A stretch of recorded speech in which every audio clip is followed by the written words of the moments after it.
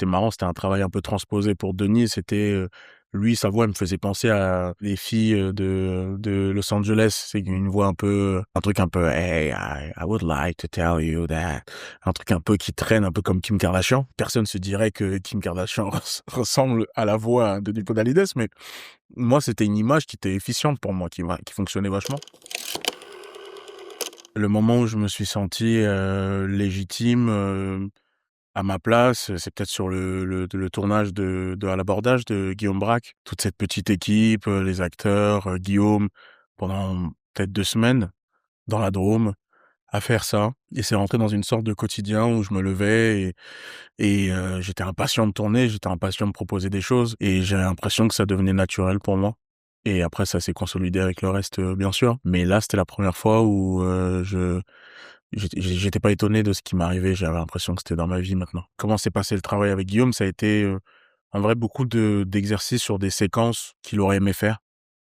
Donc c'était beaucoup de travail à la table, comme on dit, à décrypter, les enjeux des personnages, les enjeux des séquences, à tester des impros. Alors ce qui était intéressant, c'est que le travail de Guillaume, il est radicalement opposé au travail de la théâtralité. Dans le monde du cinéma, son regard et ce qu'il aime, en termes de cinéma est complètement, est fait très particulier, très documentarisant, un regard très simple. Donc, bien sûr, nous, on arrivait avec des grandes espérances de faire des transformations physiques. En fait, lui, non, il nous rappelait tout le temps à la simplicité, au fait de dire les choses simplement, au fait d'être là, complètement là. C'était beaucoup, d'enlever des couches, d'enlever tout le temps, et d'être au plus près des émotions. C'était un travail que j'avais jamais fait, donc, il nous a amenés à ça, graduellement. C'était super sympa. Tu sais, les femmes, c'est pas facile, mais parce qu'il faut se faire désirer. Quand on se rend pleinement disponible, ça marche pas, quoi. T'es un galérien comme moi, frère. Galérien, le mot est un peu fort.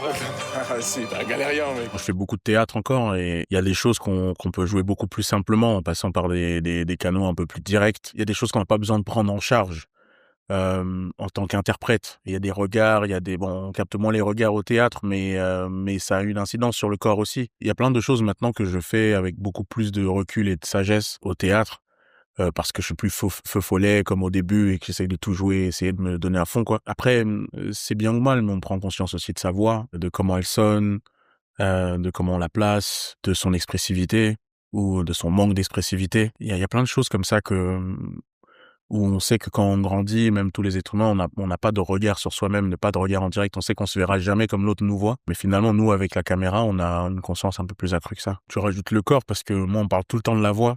Mais je pense que le corps, il va avec la voix aussi. J'imite beaucoup la voix de Denis Podalides dans ce film. C'est principalement la voix que j'imite. Donc il y a tout un truc où il a fallu trouver un peu sa signature vocale, essayer de trouver des images aussi qui me parlent à moi pour que ça me rappelle à ça. Je pense qu'on fait ça aussi en tant qu'interprète, sauf que là, on invente, c'est l'imaginaire qui fait qu'on se dit ah, mais le personnage, lui, il est comme ça. À un moment, on trouve le personnage, on se dit ah oui, lui, c'est ça. Du coup, après, le corps suit.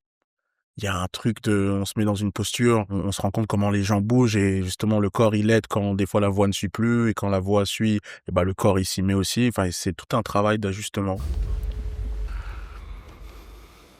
Ouais, papa.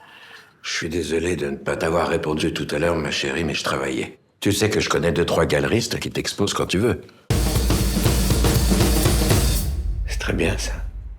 Le film Météore, c'est c'est aussi avant tout un film de territoire, même si ça parle de 3 amis, de leur intime, de leur rapport, qui s'effrite, qui est de plus en plus toxique aussi.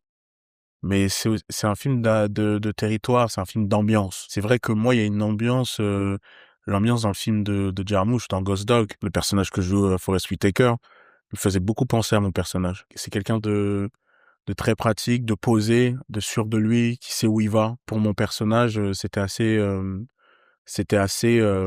comment dire, pertinent, parce qu'il y a un rapport à la réalité. On vit dans une ville où la réalité, elle est très âpre, elle est très dure, et mon personnage, il a très conscience de ça. Il est dans le nucléaire, il aide, à rendre un peu toxique la région dans laquelle il est, mais en même temps, il le fait pour des raisons qui sont de la survie, qui sont propres à des problématiques de ces lieux-là. Et les autres, c'est des rêveurs. Donc lui, il a ce point-là d'ancrage où il sait, oui, vous pouvez rêver comme vous voulez, mais la réalité, c'est celle-là, et c'est dans ça que je m'inscris. Faut que tu t'engages à plus faire travailler Daniel. Tu crois que ça va aider Daniel, ça? Ce qui va l'aider, c'est qu'on se barre d'ici. Vous allez jamais vous barrer d'ici, tu le sais très T'es bien. jaloux de nous, en fait. Moi, je suis jaloux de vous, moi. Ouais.